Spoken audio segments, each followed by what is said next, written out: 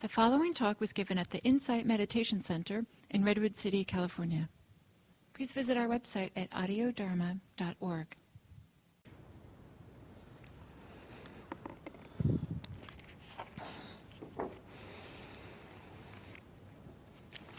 So last week, I talked about anxiety, worry, and fear, and how to explore that in our practice. And, that's what's happening in our lives often brings up anxiety, worry, and fear, and other reactive states of mind. And this is often an area that we do explore with our meditation and our mindfulness. We explore, what does it mean to meet those states? What does it mean to understand how they come about? Today I'd like to come at our practice from a completely different perspective, because it's also a part of our practice. It's a part of what we explore and cultivate, and that is happiness. I'd like to talk about how we, different kinds of happiness actually. I think we all really want to be happy. In fact, the Buddha, at one point, somebody came to him reflecting, beings want to be happy, and why are we not happy? And so the Buddha reflected that, it's my understanding, I couldn't find this particular quote, but I know I've seen it somewhere, whether it's in the suttas or kind of a more commentarial quote. There's a teaching that says that beings wanting to be happy, engaged in their life, trying to find happiness, are actually doing the very things that keep them caught in struggle, in suffering, in anxiety, worry, and fear. And so our whole approach to happiness is caught up with, it's like the way that we go about happiness is intricately linked with anxiety, worry, fear, reactivity. So the Buddha, in his whole exploration, his journey was about this kind of struggle, this suffering that he saw in his own life, in the life of his family and friends and the people that he met, that people suffer, people struggle, and he wondered, is happiness possible? Is it possible to be free of that kind of struggle, that kind of suffering? And his own practice, his own exploration did reveal that happiness is possible. In his very first teaching his very first Dharma talk, apparently, as it is recorded in the Pali Canon, in the suttas, he talked about the Four Noble Truths. And we can look at the Four Noble Truths as reflecting both the side of struggle and suffering and the side of happiness. The first two Noble Truths kind of speak to our usual way of being in the world, that there is suffering, and that the suffering that we are largely caught in, the kind of suffering that the Buddha did find it's possible to be free of, is a suffering that is related to wanting things to be a certain way, wanting to have certain things, wanting to get rid of the certain things. So it's tied up with a particular perspective on how happiness comes to be.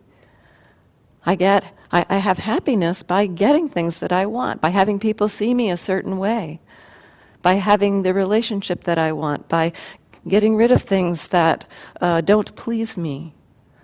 That whole perspective of that's how I'll find happiness, the Buddha pointed to that as being basically that wanting things to be in a certain way is intimately tied up with that kind of struggle, that kind of suffering. And on the other side of the Four Noble Truths, the third and fourth Noble Truths, he said it's possible to have happiness. The ending of suffering it's framed in the third Noble Truth. It is possible for suffering to end. And the word that's usually used for that is nibbana, or cooling, going out.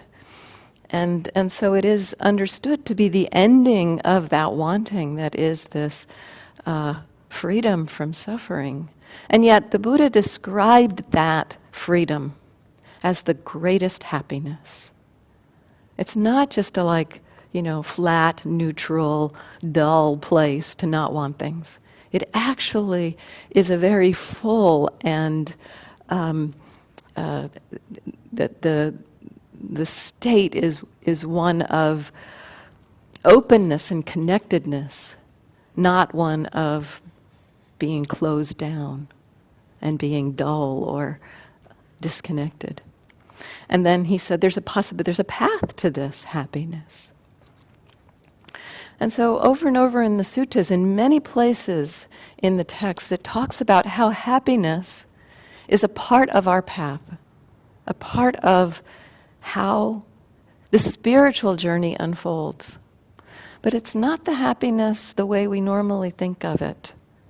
And so this is a little bit of a challenge for us, because the whole way that we've been, that our culture orients us, that our experience even orients us, is that we become happy when we get something that we want. That's what our experience shows us, and it's certainly what our commercials point to. It's what the whole culture kind of directs us to, and so we're getting that message. And it's kind of like there's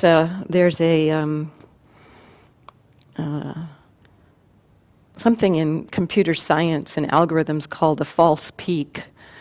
It's if you have a curve that has one hill and then it drops down, and then you have another hill that's higher. As you have a computer program that's trying to find the highest point on that curve with a lower peak and a higher peak, you have to have the algorithm be willing to not stop at the first highest point it finds, and then keep searching, and it will find a higher peak. And it's kind of like this with the way that we typically engage in finding happiness. We have been taught through our cultures, through our experiences in life, that getting what I want makes me happy. And we look around at that point and it's like, well, I don't see any better way to be happy, perhaps. And so we're not willing to let go of that kind of approach to search for a different kind of happiness.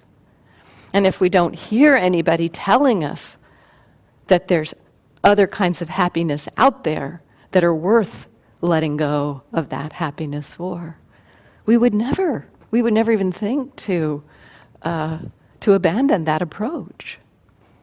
In the Dhammapada, one of the poems in the Dhammapada, which is a collection of verses said to be said by the Buddha, if by giving up a lesser happiness one could experience greater happiness, a wise person would renounce the lesser to behold the greater. And so I'd like to talk a little bit today about some of those different kinds of happiness, pointing to the possibility of maybe a willingness to let go of our habitual ways and in our spiritual journey to open to other kinds of happiness. My experience, and certainly what is taught in the suttas, is that the happiness of sense pleasure, the happiness of getting what we want, the Buddha calls it the happiness of possession.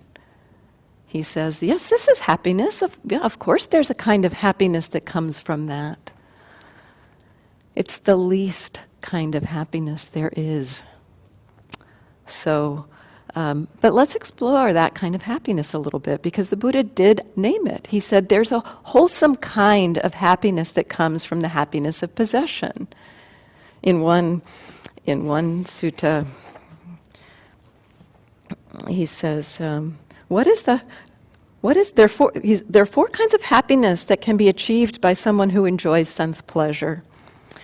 What are they? The happiness of possession, the happiness of enjoyment, the happiness of debtlessness, and the happiness of blamelessness. So the happiness of possession.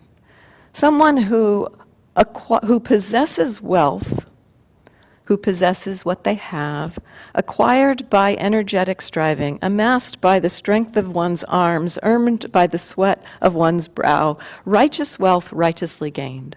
So essentially, possessions gained in an ethical manner.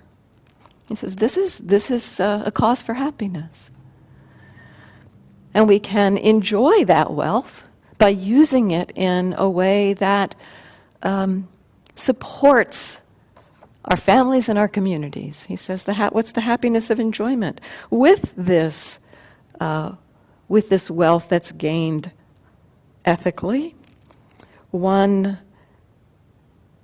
enjoys that wealth by offering, by doing meritorious deeds, is what it says here. So by behaving in connection with others, by taking care of your family, by offering to people who have less than you, things like that. It's that there's an enjoyment of generosity, and I'm going to talk about these a little bit as we go.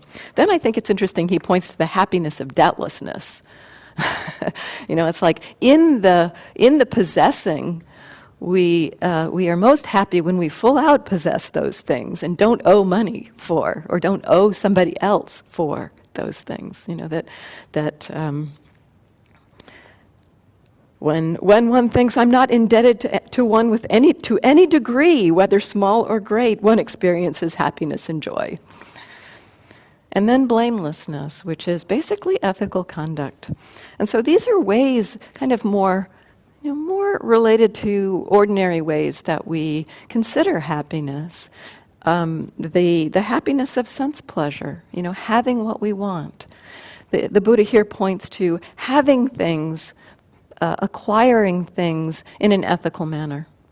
And so that's an important piece of the happiness there. You might find, if you acquire things in an unethical manner, that the happiness is marred by the thoughts of what you've done to get that.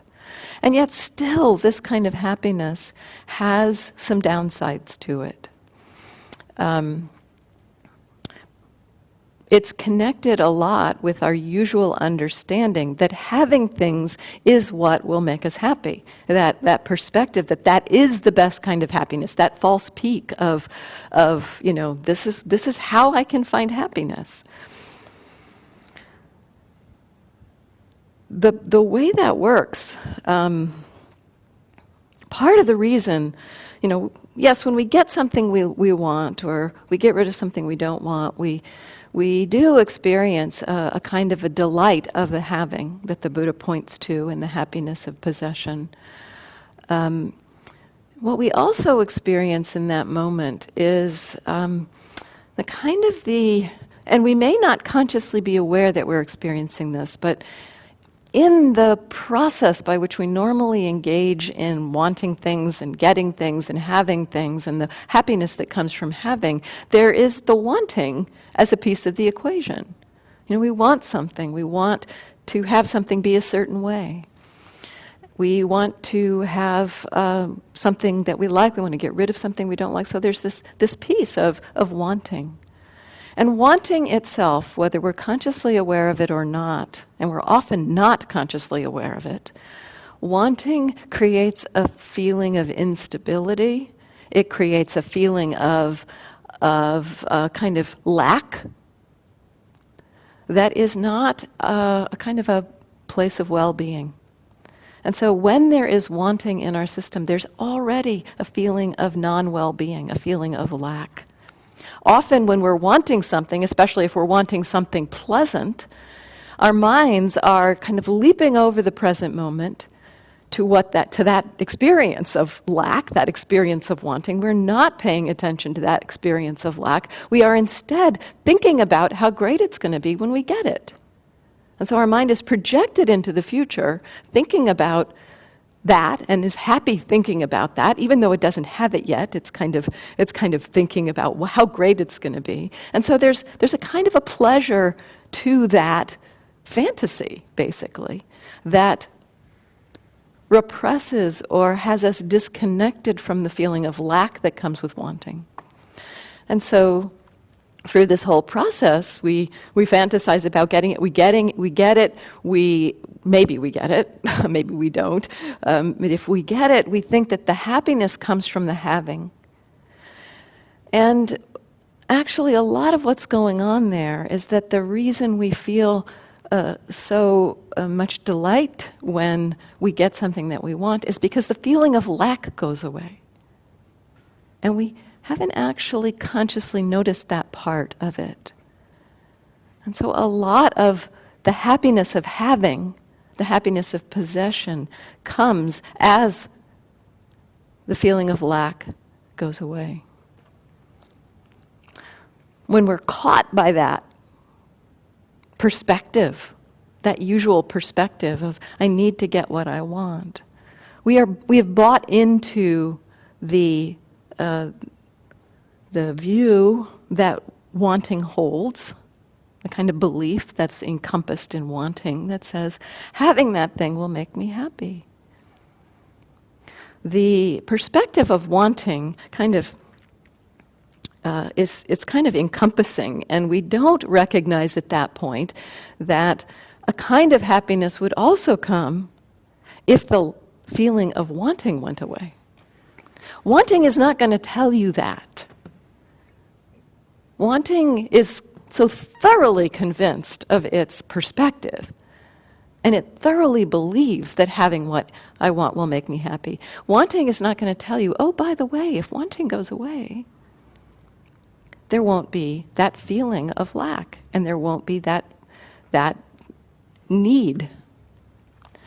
So one of the things the Buddha suggests around the happiness of sense pleasure, and I love this teaching because it really points to start where we are.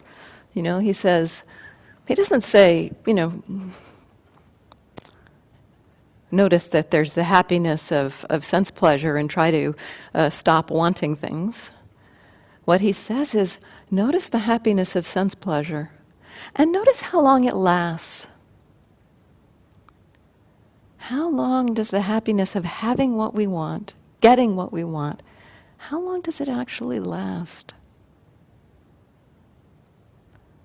Often not that long. And so this begins to point to the kind of lesser nature of this kind of happiness. It's fleeting, it's brief much of the time. It's not a kind of a reliable, ongoing kind of happiness. It's a kind of happiness that forces us over and over again. It's like we get something that we want. We have that release of the wanting. We feel good about that. We feel we have what we want, and yet our minds kind of lose interest in what we have. It's like, oh, really, what I really liked was that getting, that feeling of getting, of possess, that moment. And again, a lot of the pleasure of that moment comes from a feeling of being in control, a feeling of the wanting going away. So there's just a whole bunch of stuff going on that we're not really noticing. And so that's what we want to have happen again. And so we have something that we want, and we're not satisfied there. And so this kind of happiness of sense pleasure gets us on let's say a hamster wheel of, oh, got that thing. Oh, that's nice. Yeah, that feels pretty. Oh, what about the next thing? It's like, oh, is there more to want? And sometimes what even happens is that the mind has become kind of in a neutral place. It's like, yeah, that kind of thing that made me happy. It's like, well, it's okay now, but the last time I was really happy was when I got something I wanted. So what do I want? We actually start looking for something to want in order to have the wanting go away. This is essentially what's going on underneath. It's not what our minds are telling us, but I mean, it's not what we're seeing above the surface of our subconscious, but that's actually a big piece of that process. We look for something to want in order to have the wanting go away. That's messed up. It's messed up. It's messed up. So, this curiosity of, so how long does this happiness last, begins to reveal this messed upness, actually.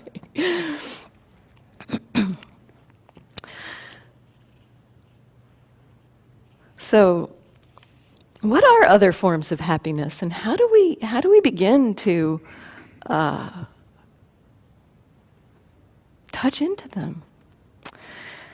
The first form that, I kind of like to go through the ones the Buddha talked about a little bit, the happiness of enjoyment, which is sharing. Essentially, the happiness of enjoyment is partly about sharing your possessions.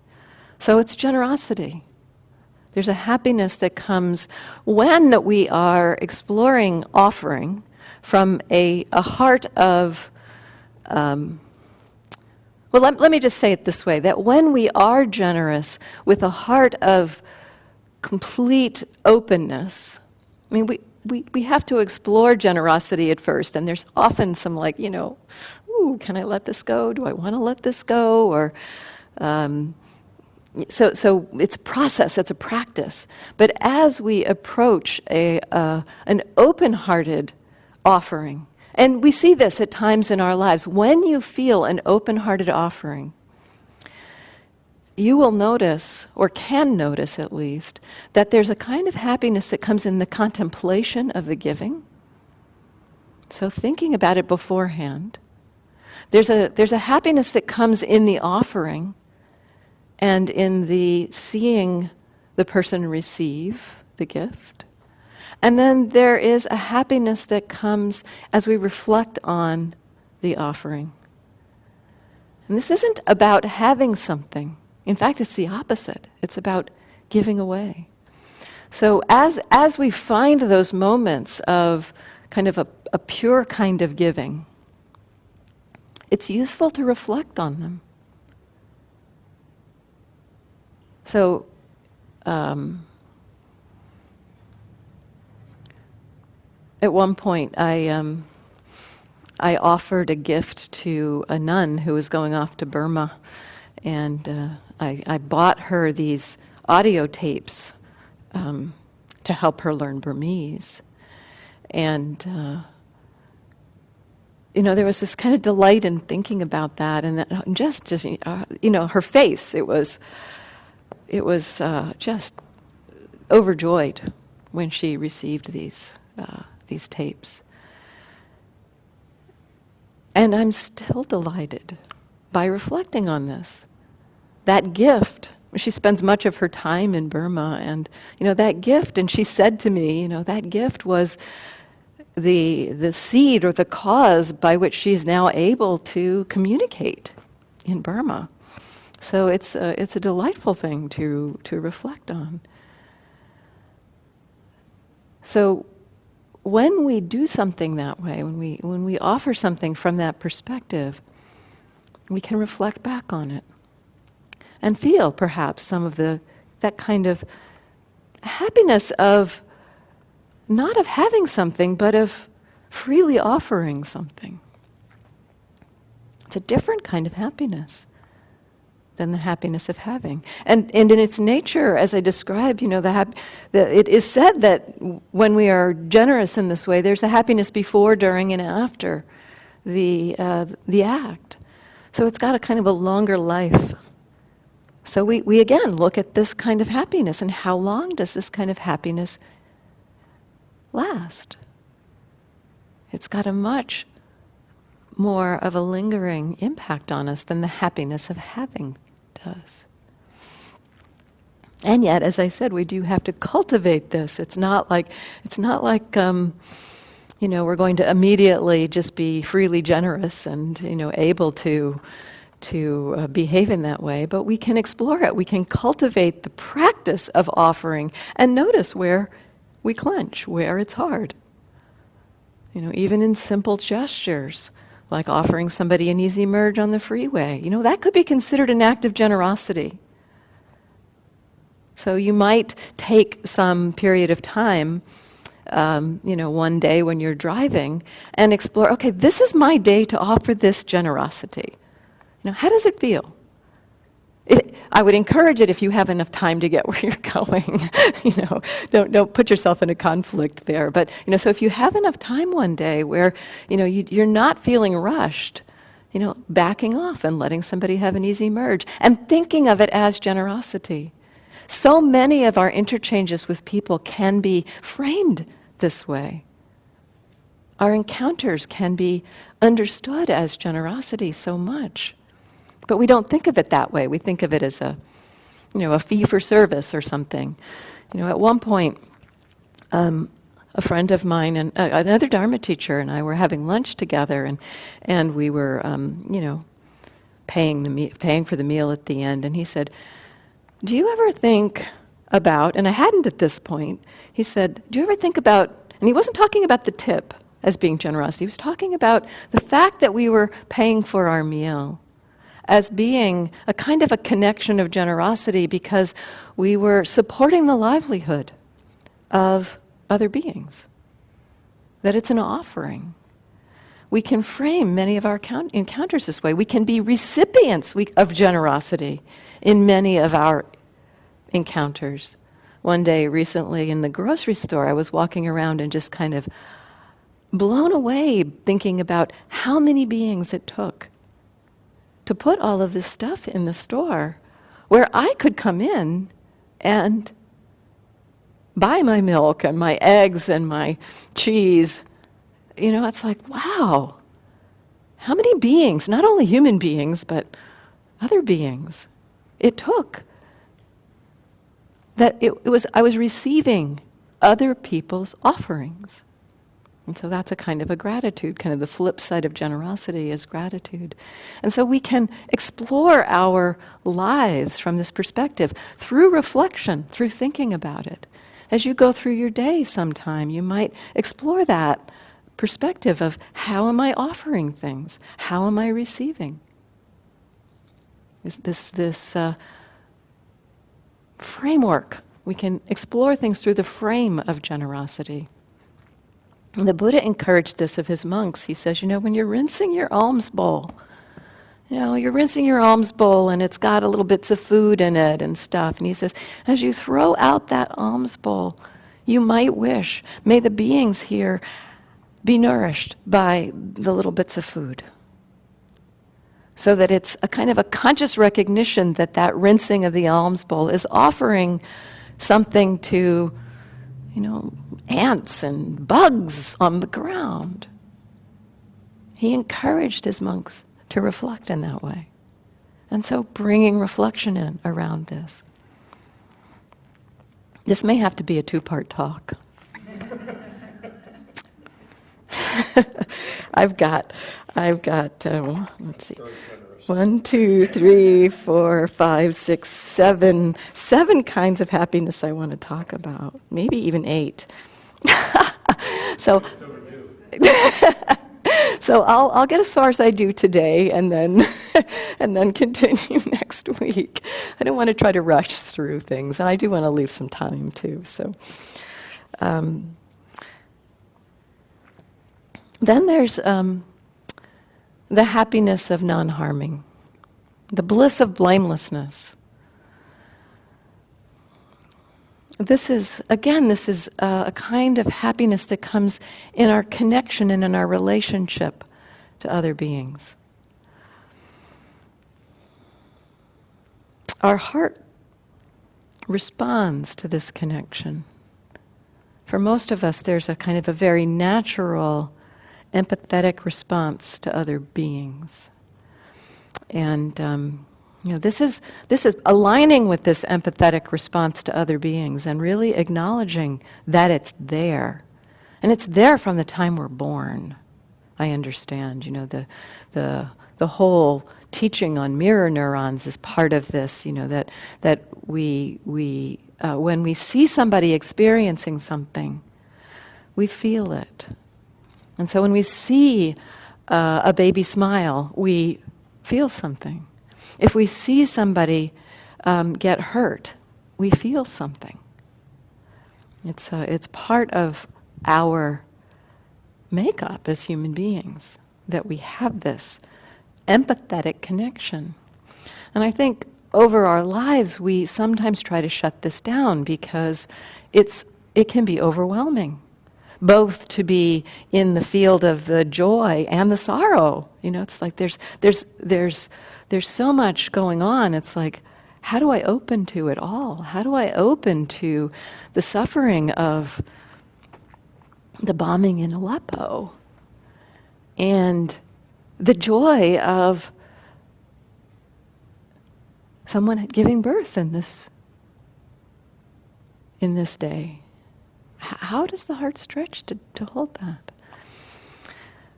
And one place that this, there's different places that this connects. This connects both with the teaching on ethics and the teaching on metta, on love. And the teaching on ethics is basically that as we understand that connection thoroughly, as we really open to that empathetic connection, our heart naturally does not wish to cause harm. It does not wish to create suffering in the world. And so this is the framing of ethics in the Buddhist tradition, is connecting to this very natural impulse towards empathy and aligning with that. We do start to see that when we hurt others, it hurts us. There's a book called Childhood's End by Arthur Clarke. I don't know if any of you have read it. It's one of my favorite Arthur Clarke books. It talks about beings from another planet visiting Earth. The first part of this novel is beings from another planet visiting Earth, and they're evaluating the human species to see if they can evolve to a higher kind of being, something like that. So it's that kind of story. And the first thing that they realize is that they have to get the ethics of people in line. And so what they do, these beings, is they create the conditions for people to immediately feel the consequences when other people feel suffering, so that they don't have that shut down. And the story was that, they used to have all these bullfights, so as soon as that bull was run through with the sword, every person in the audience felt as if they had been run through with a sword. That's what the beings created, was the condition for people to feel the consequences of that pain of another being. And we have this capacity. It's just that we shut it down with delusion. And so in the book it says that those activities immediately stopped. It's like, of course. If you go to something like that and you feel like you're being run through with a sword, you're not going to go anymore. So anyway, that's just a point of the understanding that as we open to the consequences of causing harm, very naturally, we don't wish to cause harm. And so part of it is beginning to recognize when we cause harm and how it lands on us and the kinds of stories we tell ourselves. It's amazing, actually, what our minds will do when we've caused harm. It's like, oh, well, it wasn't really that bad, or maybe they actually deserved it, or it wasn't even really my fault, Our minds will tell all kinds of stories. I had an incident recently, last year and a half, I don't remember. I think it was about a year and a half ago, where an action that I took created an enormous amount of suffering. It was so painful to see that. Now, it hadn't been my intention, of course. I hadn't thought, oh, I'm going to do this thing and I want everybody to suffer. And this is part of what we have to explore as we see our actions creating harm in the world. Is, yes, many times I mean, sometimes we are actively out there saying, I want that person to be miserable, but many times it's simply unknowing. It's non-awareness. It's ignorance that has us do something that creates suffering. And so this is part of our practice around ethical conduct, is the willingness to acknowledge, yes, that action caused suffering. What did I not understand? What can I learn from this? So this is understood to be a skillful reflection. It's conscience. Conscience. We look and say, yeah, that it hurts. It hurts to cause that kind of suffering. It's one of the things we have to get to explore here around that experience of the hurt or the feeling of conscience. That acknowledgement, yeah, I did that, and that wasn't such a good thing, and what can I learn from it? It feels very close to shame and guilt, that feeling.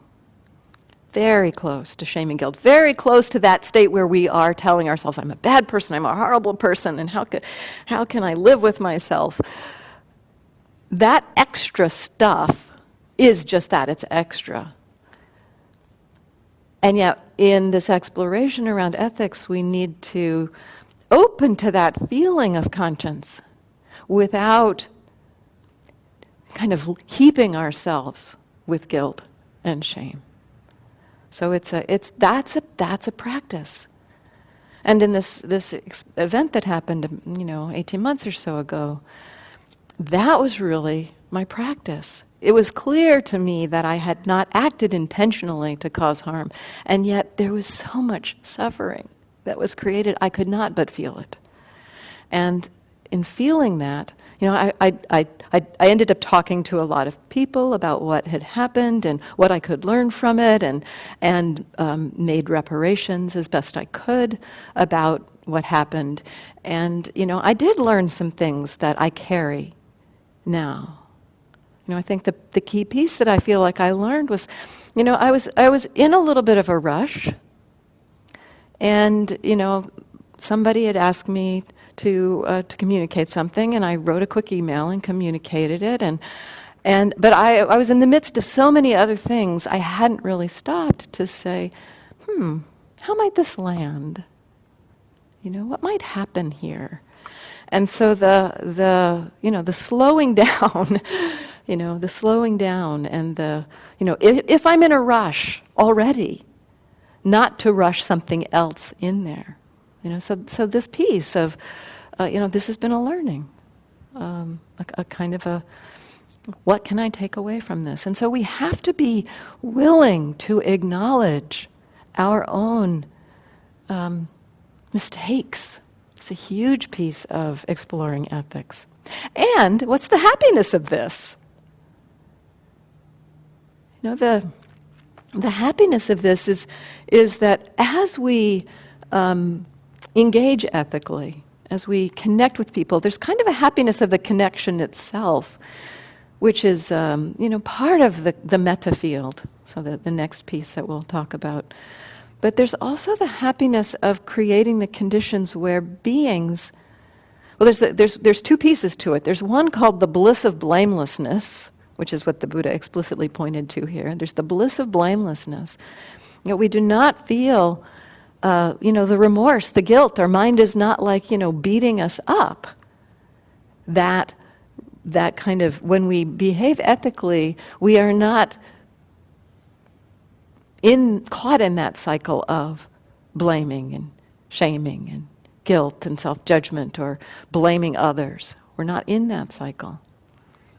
So there's the bliss of blamelessness, of knowing that you are engaging with this empathetic connection.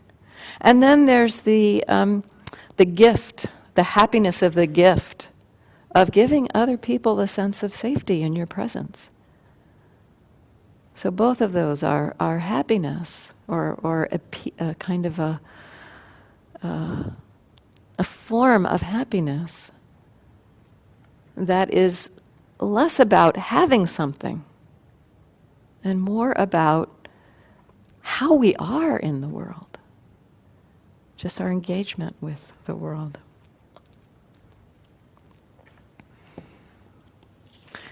And then I'll talk briefly about the other piece. I'll try to get through these three. The kind of the happiness of relationship here is what I'm exploring, right? We've got the happiness of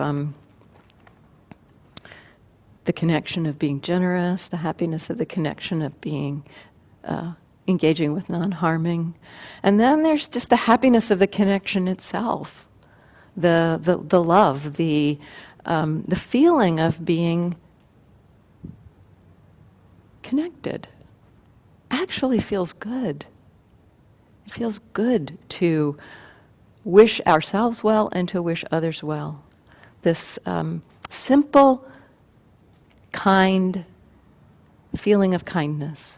It feels good. There's a kind of happiness there. There's a way that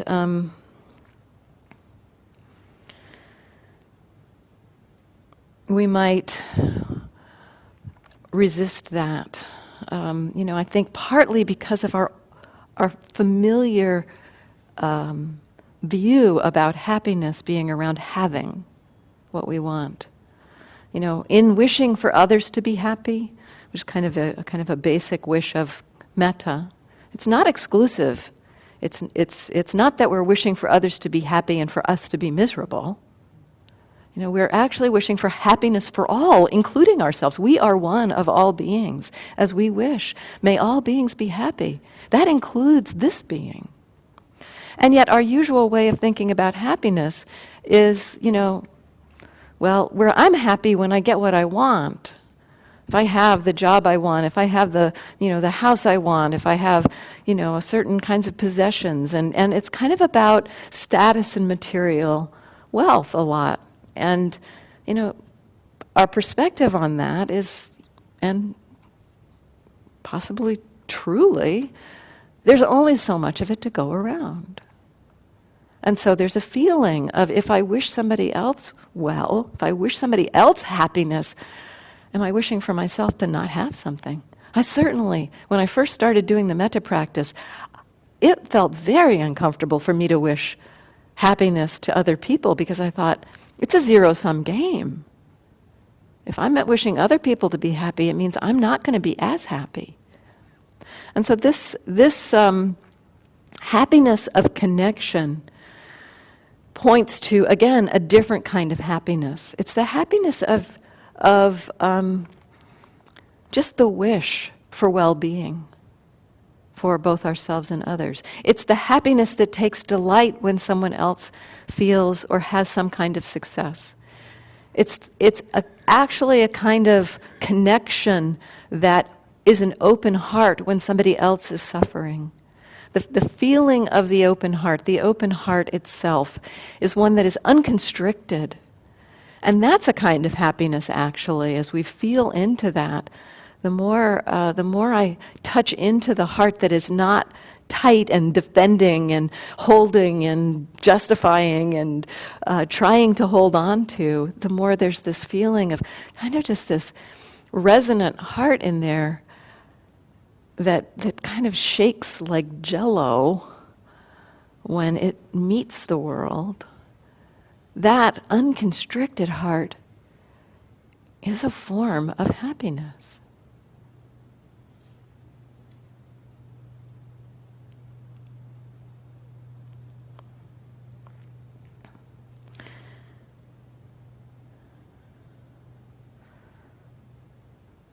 So again, this is a different kind of happiness. I remember that when one of the early times I really felt what it meant to feel happy for the happiness of someone else. That had been a real kind of block for me early in my practice. There was too much fear there to really feel it.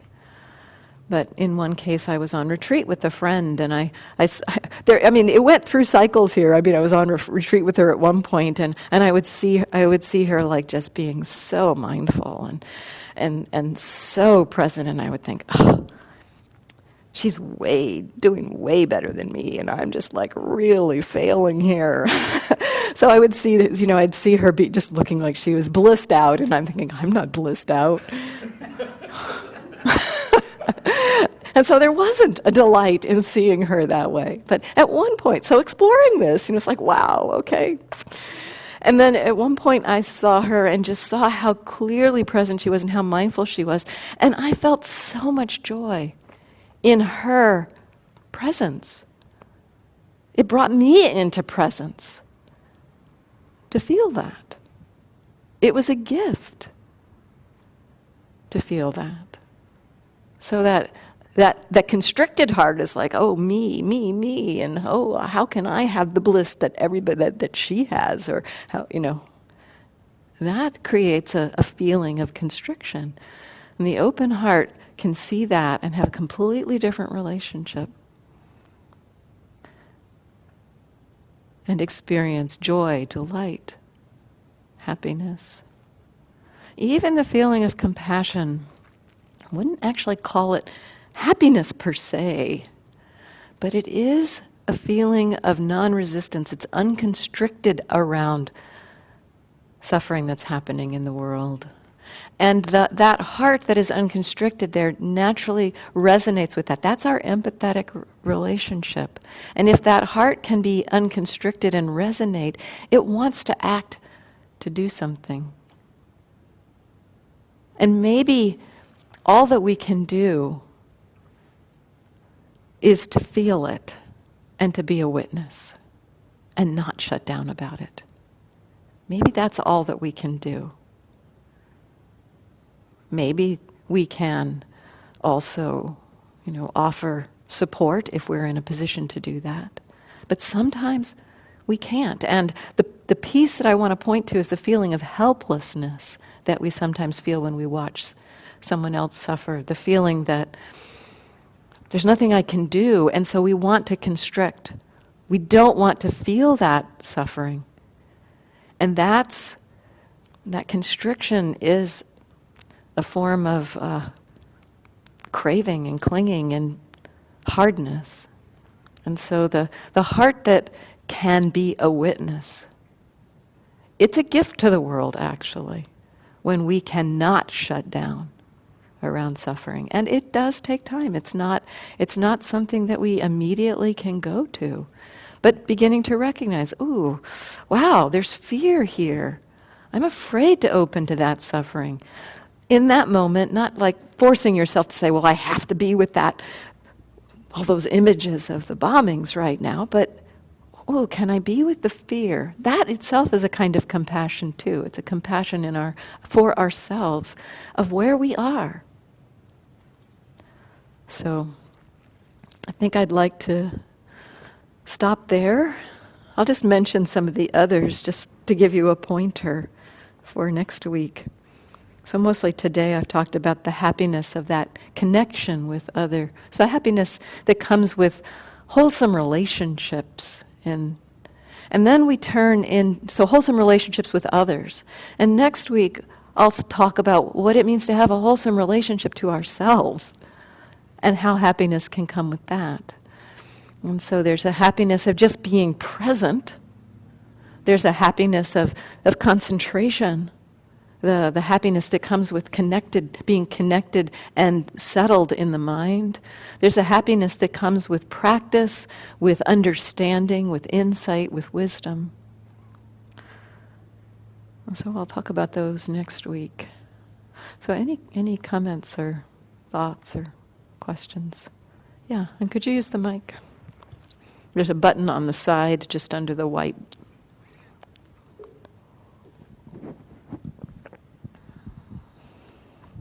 I was reflecting on your comments about happiness for other people's happiness.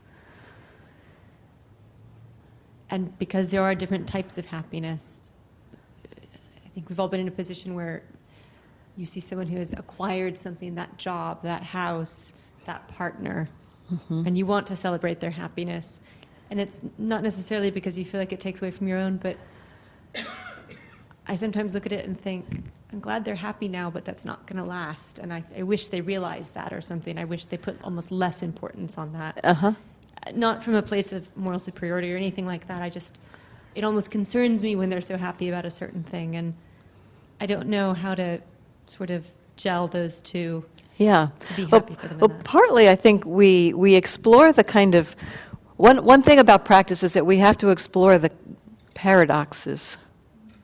You know, that, yes, there is a kind of a delight that we can have when somebody has a kind of success and we see that they are happy about that. You know, there's a part of us that can celebrate that with them unabashedly, and a part of us that also understands, yes, this is impermanent.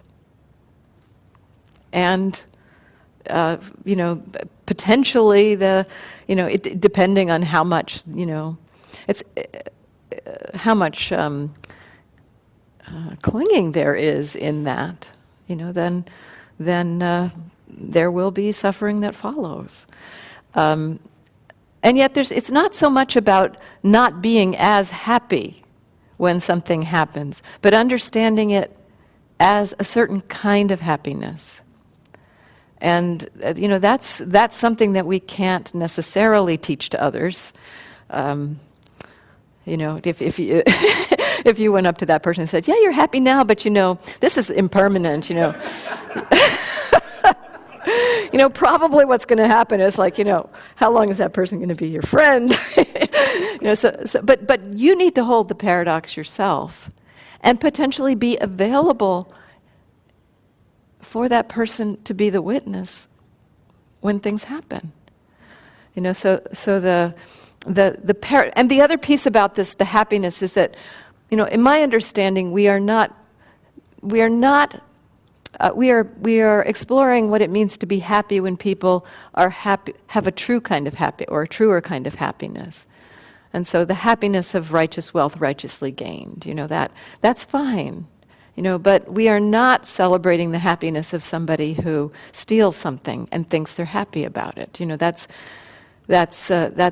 There's my understanding is that the happiness, shared happiness, the metta or the mudita, the delight in the happiness of others, is delight in wholesome happiness, which is included. It is wholesome to take delight in possessions gained ethically and not harming others. That's a fine kind of happiness, and it is a lesser kind of happiness. And so, we have to hold that paradox in our own heart and watch for yourself. The little feelings of whatever it is, those feelings of, I wish you weren't quite so happy about that. What's that? What is that? There's something interesting there to see. Maybe some of it is the wisdom that you've gained from your own practice, but there may be another piece there that might be worth looking at too. Yeah. And now we need to stop. So, thank you. To be continued.